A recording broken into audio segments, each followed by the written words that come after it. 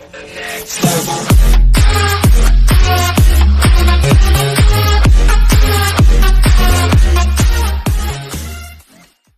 Handmaid's Tale Season 3 Episode 1 Review: A confident return for TV's best-looking show.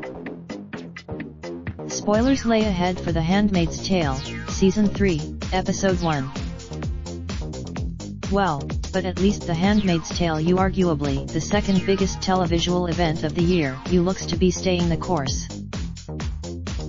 The Hulu original imperceptibly went off book with Season 2, forging beyond the source material without a drop in quality or a change in tone, and the consistency continues in the Season 3 opener. Night picked up right where we left off, to the point where the Season 2 climax starts to feel more like a mid-season hiatus. Great though the last June swift capture in Season 3 Episode 1 needed to happen, and came as little surprise to her. June knew she didn't. This episode was filled with the kind of thoughtful shot selection we've come to expect from The Handmaid's Tale, which might be the most beautiful show on television. Lazy cutting between The Handmaid's Tale is also very considered and lyrical in how its big moments unfold. Take this week's arc with June reassigned to the House of Secret Ally Commander Lawrence. She's now poised to wreak havoc in Gilead this season, which should be a lot of fun.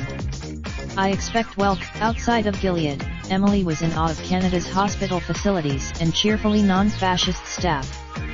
As much as there were a couple of minor gripes I had with this Season 3 opener, not least how Gilead seems to be losing its penchant for cruel punishment.